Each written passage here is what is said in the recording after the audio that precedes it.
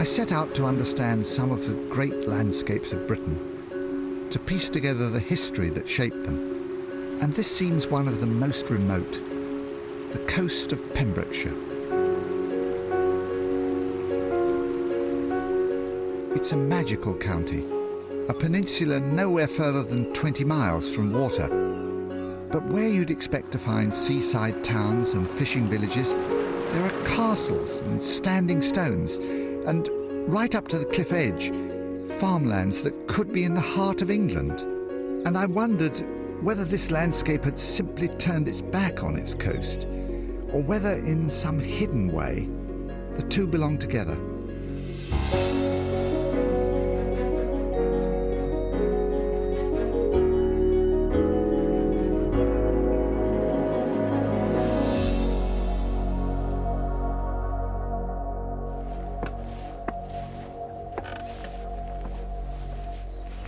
I've come to Pembrokeshire, the extreme southwest of Wales.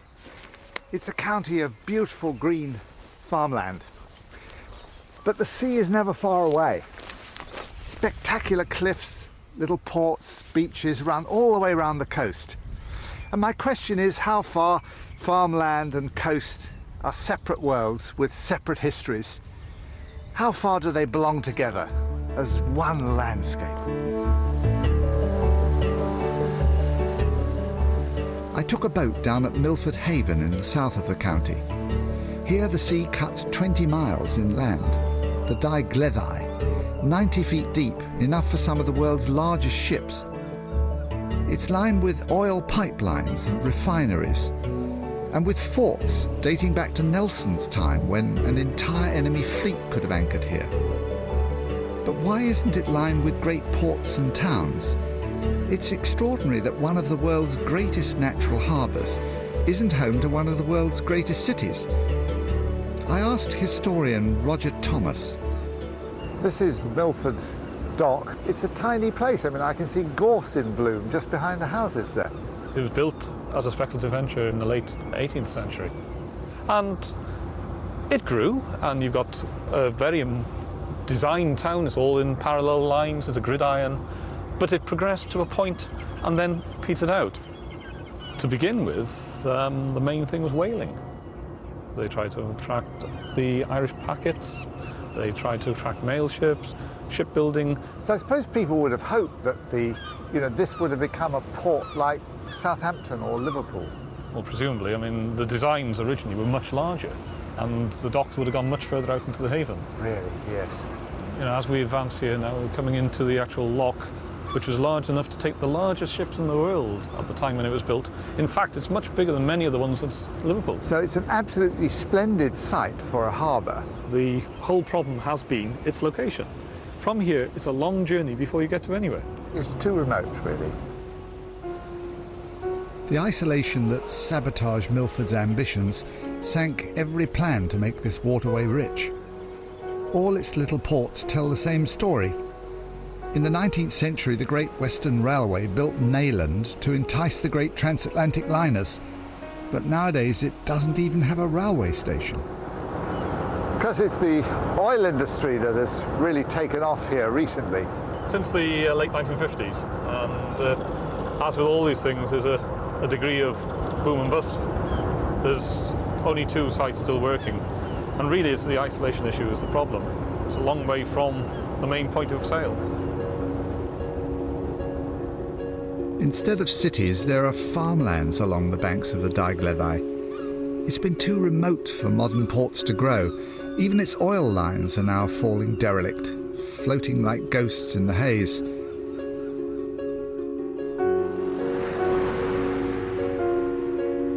Next morning, I felt I was starting all over again. If Pembrokeshire's coast ever shaped this landscape, it must have been in ways I would never have predicted. I drove north to investigate its smaller harbours.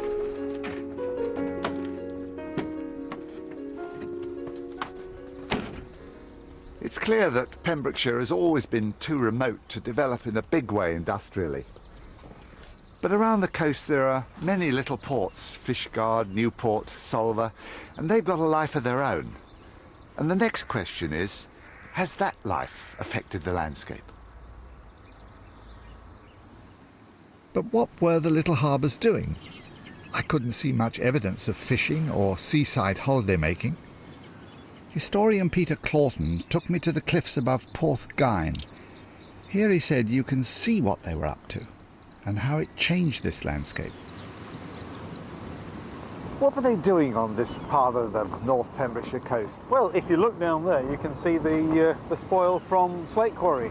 So that's not a natural headland? No, that's waste from Slate Quarry that's been tipped out there from a tramway. And these bits and bobs of buildings? So if you look down towards the sea, you'll see a long incline, and these were the mountings for the winding engine that wound the incline. So they were pulling rock up here? Yes, there's a large granite quarry down by the coast, and stone was hauled up here onto a series of tramways on the cliff top. Granite was trammed to steam-powered crushers on the cliff top there and allowed to fall through gravity into hoppers below, ready to be moved into ships. That's rather magnificent, isn't it? Was that a natural inlet originally? Yes, originally quite natural, but it's been transformed as an industrial harbour. It looks almost like a ruined temple climbing up the cliff here. Yes, yeah. What sort of date was this built? These were built in the early part of the 20th century. Massive volume of stone stored behind there. It was allowed to run out of these chutes into wagons and then moved onto ships. Boats just below us, yeah. The reason why quarries like this could survive in a period prior to the massive use of railways was their proximity to the sea. Yeah, I mean, literally, it's coming from the hopper straight down to the boats here. That's right. You'd have large numbers of sailing barges and steam coasters in the harbour here.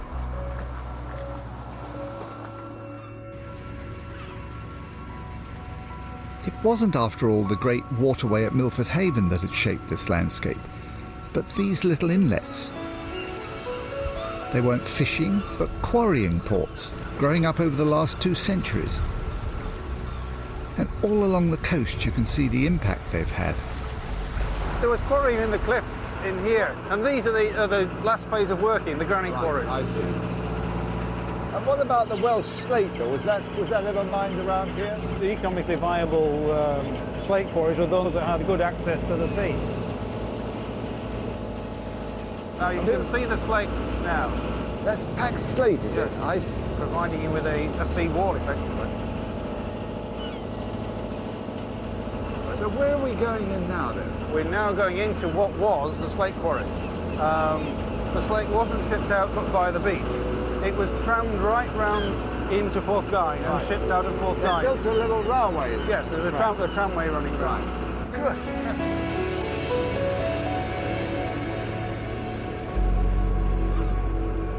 After the quarry closed, they actually blasted an entrance into the open sea. A totally artificial harbour here. Yes. And the colouring you see from the slate gives it its name, the Blue Lagoon. What an amazing place.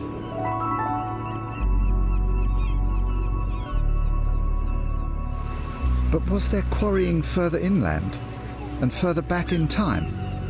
One industry stretched right across the county and right back into history.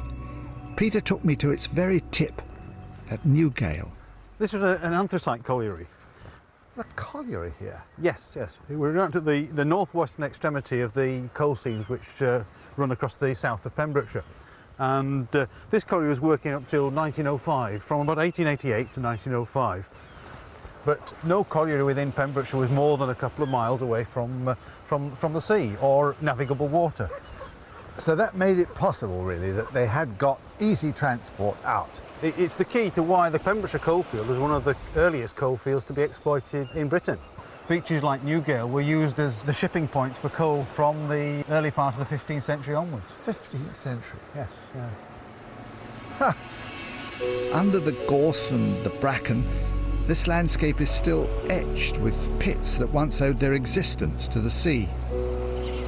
Boats once came into its beaches on the tide, loading from the quarries and the collieries that shaped Pembrokeshire's landscape. And miles up the rivers there are quays built to ship coal right back into the 15th century. Before the railways, a boat was the best way to trade. Then Pembrokeshire was ideally placed between the Bristol Channel and the Irish Sea. I had discovered my first real connection between this landscape and its coast.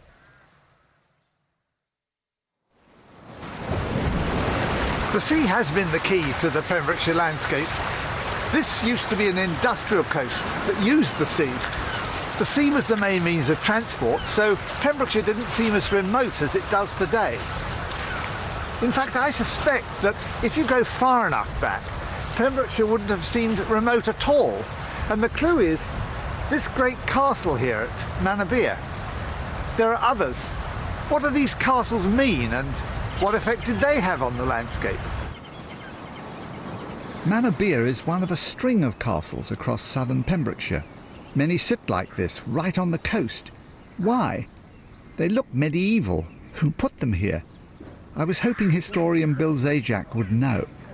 Manorbier is a product of the Norman conquest of Pembrokeshire, which begins in the early part of the 1090s. And what we see is a settlement of castles throughout this region. So this is a Norman castle? Yes, and they begin to hold down the country by establishing fortifications like this. The Pembrokeshire Norman castles fall into a pattern, and the sea, which once almost reached the walls of Manorbier, was the key to the plan. The logic of this pattern is all connected with the waterways. The Daugleddau estuary here, the Bristol Channel, the Irish Sea. There is an original centre here at Pembroke, another very important castle at Haverfordwest, at the highest navigable point on this arm. They're all in direct access to waterways. Manorbier, Tenby, Kerry. One can presume that relieving forces, provisions could be brought in here. Certainly at Manorbier we've got a very nice harbour where boats could be drawn up very close to the castle. Pembroke was the headquarters, and the great threat, I suppose, was from the hostile north and east. The wild Welsh in the north, yes. Yeah. This is where the castle's defensive and offensive role really manifests itself. Manorbier fitted into a whole Norman landscape, a colony, based along the shoreline, perhaps to secure those seaways to Ireland and the west. But what about the Welsh Raids? An archer, Gordon Summers, came to figure out just how the castle's defences might work. Surely a serious fortification should be on top of the highest hill. You imagine that attackers could fire down on you from the hilltops. You might think that you could stand on the crest of that hill and pop arrows over the top. That's impossible. That's out of range. What were the capabilities of a bow and arrow? How much ground could you cover here? 200, 250 yards range that way. 200 yards? And that sweep is a killing ground. Anybody who comes within that area is in range of archers. So by the time the attackers have got down to the level of the tower, they're within your range? Shall we have a see? When they're higher than us and commanding a view over us, they're out of range. Yes, yes. Now, maximum range, I might be shooting up at this sort of angle here. But as I said earlier, the killing ground from here is down there, much flatter trajectory. So I would be thinking about shooting down into there. Good heavens. Wow, well. So you're suggesting that the positioning of this castle is pretty subtle within the landscape? Yes, this looks accessible, but it's not. What we're trying to do is we're trying to channel people through a path of our choosing that is very easily defendable, and it's that direction. Straight towards the front gate? Yes, there is water, bog, sea in three sides of this castle. That's where they're going to come, and that's where we've made preparations. Manorbier has its own defensive landscape within the grand network of Norman occupation. But that's not all. These castles were established deliberately to manage the countryside in between. This castle is sitting in the middle of a lordship. These are not just defensive structures, they're offensive structures. The Norman cavalrymen would be able to issue forth and really dominate a radius of 10, perhaps 20 miles around the castle. So each of the lords in his castle would have a sphere of influence. That would have influenced the landscape around each castle, would it? Many people feel, in fact, that the landscape of Pembrokeshire has been very much shaped by the influence of the Norman conquest, and it feels to have a much more almost English feeling than some other parts of Wales. Nobody yet knows exactly how the Norman lords changed the landscape of Pembrokeshire, but they brought in settlers from the English West Country to farm their colony, and it has since been a very English-looking landscape of castles and villages, and churches with high towers like miniature fortifications. But as you drive north, beyond the lands once occupied by the Normans, the castles, the villages, the broad fields, and the church towers disappear. By the time you've reached Fishguard on the northern coast, the landscape's subtly different. More scattered settlements and fewer villages, little churches and fewer towers, and then the field pattern is different. There are many more of these little irregular shaped fields. And the question is, how far does this northern landscape relate to the sea? These little fields intrigue me most. Who laid them out and when? Apparently there are two ancient patterns of field boundaries running into each other here. One's curly, the other dead straight. To date them, said archaeologist David Austin, we need to separate them. It's possible at their edge, on St David's Head. We began with the straight fields. What we're coming down to, Aubrey, is this bank, which is the grassy remains of an earthen bank. Can you see it? There's an earthwork. This is the bank I'm talking about. Walking along the top of it, like this. It's disappearing over the cliff there. That's right. The thing about it is it's absolutely straight. This is about as far as I'm going to go, because the thing is chopped away by the cliff. Erosions cut away the bank, and it's a little fragment, a tiny piece of a much bigger field system beyond here. The rest of that straight field had fallen into the sea, whereas the curved fields had been built at a safe distance from the present edge. Even I could work out that the curved fields must therefore be more recent. It suggests this landscape was once organised into straight rectilinear fields, and then this pattern must have been overlain with a new one, irregular, curvilinear. But when? I'd no idea whether it was pre-war or prehistoric.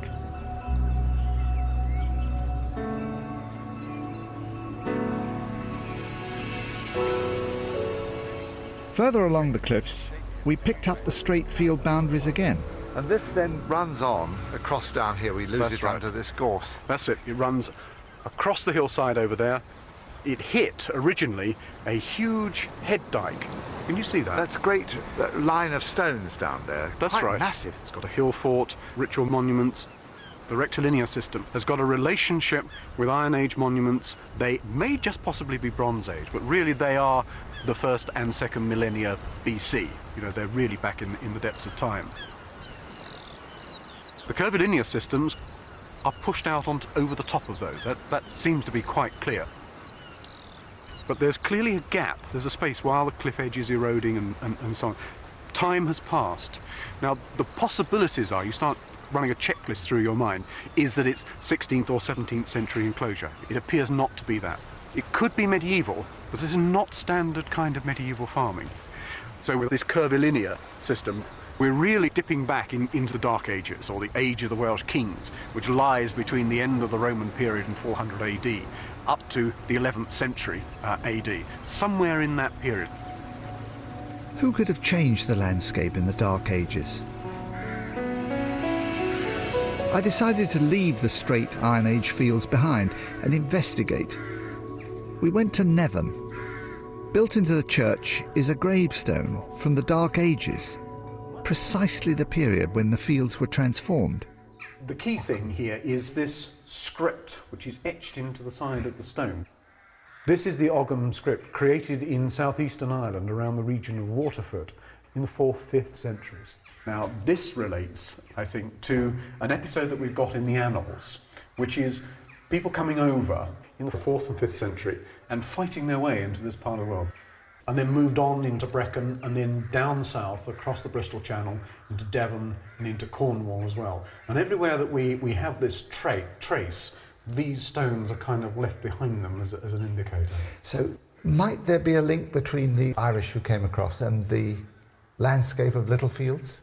Absolutely, but we're making a bit of a leap here, and I think we've got to be a little bit cautious.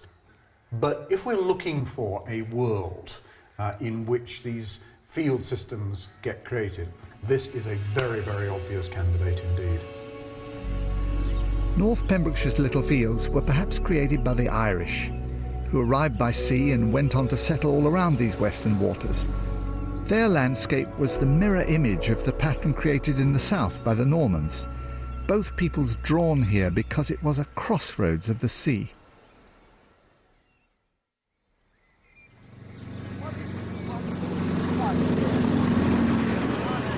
Next day I picked up the trail of that earlier Iron Age or Bronze Age pattern of straight fields and hill forts.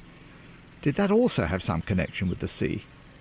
At Castellhenllys, they've not just excavated a piece of this landscape, they've recreated it. I met archaeologist Phil Bennett. Well, we're just going through the outer defences of an Iron Age hill fort. The Iron Age in this part of Wales dates from about 600 BC right through to the Roman invasion in the 1st century AD. So we're going through the gateway now and into the interior of the fort where we've reconstructed Iron Age houses.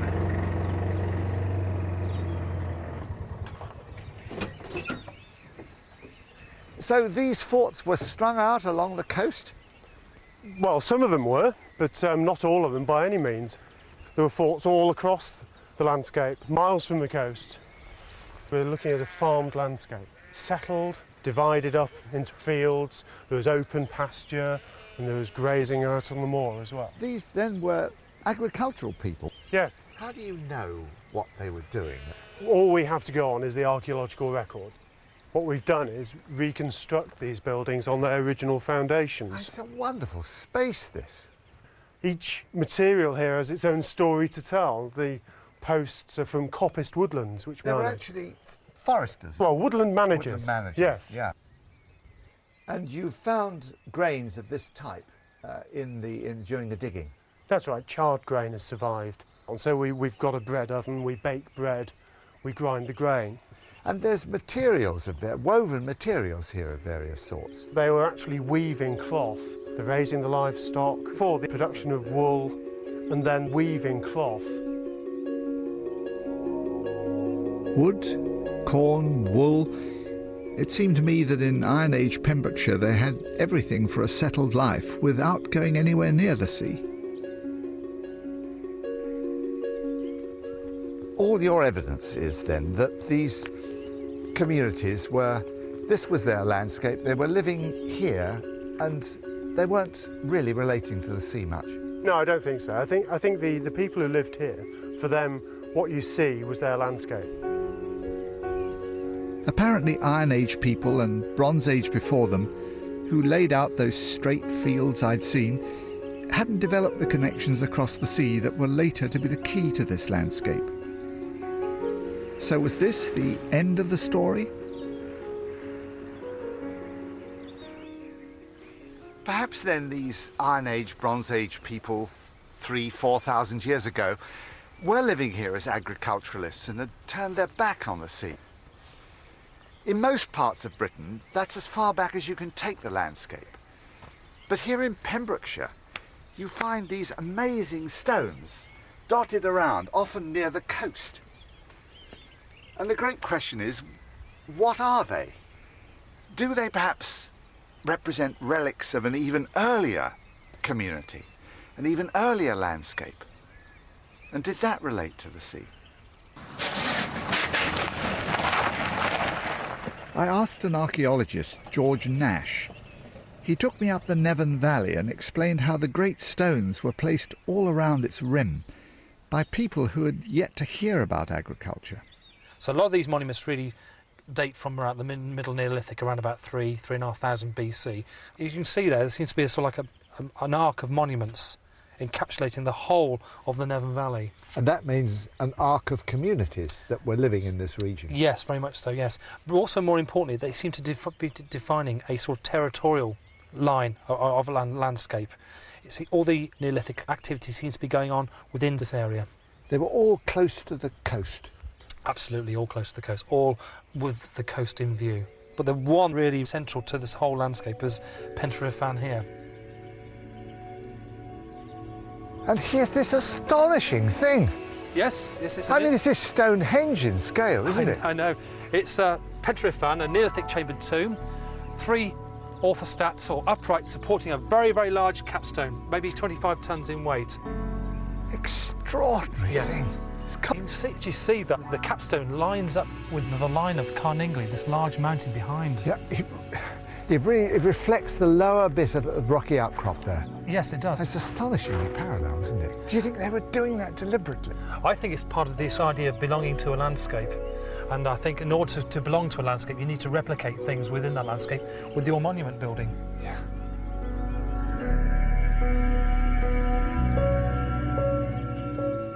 Who were these people? I mean, where had they come from? We have to go back a long time. We're dealing with, first of all, hunter-gatherers, 5,000–6,000 years BC. That we have this Neolithic architecture that's coming from Europe around about 4,000 BC, and this Neolithic package includes agriculture, chambered monuments, and all the paraphernalia that goes with it. Within this area, they seem to ignore the agriculture because they're actually fishing. It's too good to resist. So there's a whole range of these communities down the coast, all of them relating seawards in this way. Yes, I think from around about 4,000 BC to 2,000 BC, you've got communities along Strumble Head, around the Fishguard area, St David's Head, around Solva and Tenby, all doing the same sort of thing. They're farming the sea. These valleys were occupied in Neolithic times by communities whose life was bounded by mounds and stones, marking and mirroring their landscape. At its centre was the sea. Pembrokeshire had, after all, once been a landscape of little fishing communities, 6,000 years ago. Before leaving, I went back to Manorbier. What I now saw was no ordinary seaside. Instead, I could imagine a seaway once busy with boats and a shoreline that for centuries was one of the richest cultural crossroads in our islands. A coast not on the edge, but at the centre of things. The landscape of Pembrokeshire has been profoundly influenced by its position on the coast. Here on the great crossroad of the seaways that's brought cultures from other parts of Europe. They've built great castles and forts, patterns of little fields, and great stone tombs like this one, which may be 4,000 or 5,000 years old. The delicious irony is that now people come to Pembrokeshire from all over the world to enjoy its coasts and the seas because it seems so remote.